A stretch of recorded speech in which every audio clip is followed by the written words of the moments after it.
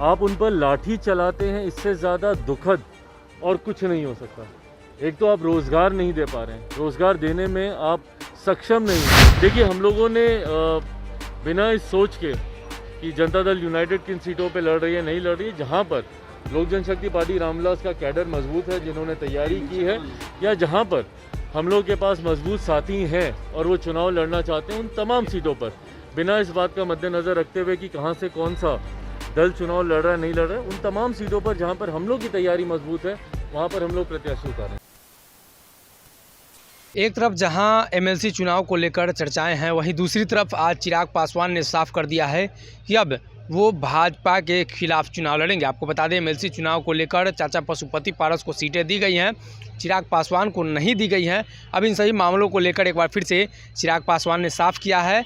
देखिए वीडियो, किस तरीके से पटना लौटते ही चिराग पासवान ने साफ कर दिया कि अब वो भाजपा और जदयू नहीं देखेंगे, सभी के खिलाफ चुनाव लड़ेंगे। क्योंकि बिहार विधानसभा चुनाव के समय उन्होंने जदयू के खिलाफ चुनाव लड़ा था, लेकिन इस बार एमएलसी के चुनाव में वो सभी दलों के खिलाफ चुनाव लड़ेंगे। खासकर भाजपा के लिए एक बार फिर से झटका लग सकता है, क्योंकि भाजपा के खिलाफ बिहार विधानसभा चुनाव के समय उन्होंने चुनाव नहीं लड़ा था, लेकिन इस बार उन्होंने साफ कर दिया है। देखिए वीडियो। पासवान जी के विचारों को आगे बढ़ाने के लिए पुनः हम लोगों ने निर्णय लिया है कि हम लोग अकेले रणभूमि में उतरेंगे।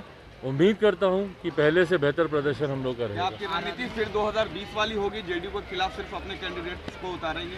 देखिए, हम लोगों ने बिना इस सोच के कि जनता दल यूनाइटेड किन सीटों पे लड़ रही है नहीं लड़ रही है, जहाँ पर लोक जनशक्ति पार्टी रामविलास का कैडर मजबूत है, जिन्होंने तैयारी की है, या जहाँ पर हम लोग के पास मजबूत साथी हैं और वो चुनाव लड़ना चाहते हैं, उन तमाम सीटों पर बिना इस बात का मद्देनज़र रखते हुए कि कहाँ से कौन सा दल चुनाव लड़ रहा है नहीं लड़ रहा है, उन तमाम सीटों पर जहां पर हम लोग की तैयारी मजबूत है, वहां पर हम लोग प्रत्याशी उतारेंगे। का एक मामला है चिराग जी, आपने रेल मंत्री को पत्र लिखा था, जो आपके उस स्थान से रेलवे लाइन जा रही थी, रेल मंत्री ने जवाब दिया।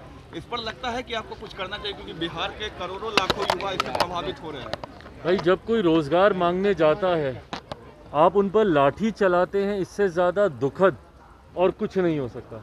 एक तो आप रोज़गार नहीं दे पा रहे हैं, रोज़गार देने में आप सक्षम नहीं हैं, और उसके बाद जब अपनी उचित मांगों को लेकर बिहार के छात्र सड़क पर उतरते हैं, तो मौजूदा सरकार, और ख़ास तौर पर क्योंकि लॉ एंड ऑर्डर राज्य सरकार का विषय आता है, तो इसीलिए मैं राज्य सरकार की बात करूंगा कि जिस तरीके से उनके ऊपर बर्बरता से उन पर लाठियां चलाई जाती हैं। भैया, वो वीडियोस मैंने अपने ट्विटर हैंडल से भी और अपने सोशल मीडिया प्लेटफॉर्म पे मैंने पोस्ट किए हैं, जहां पे छात्रों को बुरी तरीके से बिहार की पुलिस उनकी पिटाई कर रही है, उनको मार रही है। इसकी जितनी निंदा की जाए उतना कम है। भैया, अगर आप रोज़गार नहीं दे पाते तो कम से कम लाठियां तो मत चलाइए छात्रों के ऊपर। और जहां तक रही बात आरआरबी और एनटीपीसी में भर्ती को लेकर, भैया एक मापदंड तय होता है, और अगर आप उस मापदंड को अगर आप फॉलो नहीं करते हैं तो यकीनन छात्र सड़क पर उतरेंगे। लोक जनशक्ति पार्टी रामविलास पूरी तरीके से समर्थन करती हैं। मैं डे 1 से सोशल मीडिया के माध्यम से मैंने अपनी बातों को, अपने विचारों को छात्रों के समर्थन में मैंने रखा है। जहां एक तरफ मैंने उनके ऊपर हुई लाठियों का हम लोगों ने विरोध किया, उसकी हम लोगों ने निंदा की, साथ ही हम लोगों ने मांग की है केंद्र सरकार से भी कि भैया इस भर्ती में जहां पर भी मापदंडों का उल्लंघन हो रहा है और छात्रों की जो उचित मांगे हैं, जहां पर उन्होंने कहा है कि भैया 20 गुना ज़्यादा फर्स्ट फेज़ में आपको इनकी सिलेक्शंस करना चाहिए था, इनको शॉर्ट लिस्ट करना चाहिए था, वहीं पर एक पद के लिए आपने 3 पदों के लिए एक ही व्यक्ति के नाम को आप लोगों ने चिन्हित कर उसका जो मापदंड है उसको आपने पूरा नहीं किया, और 20 गुना की जगह सिर्फ मात्र 11 गुना।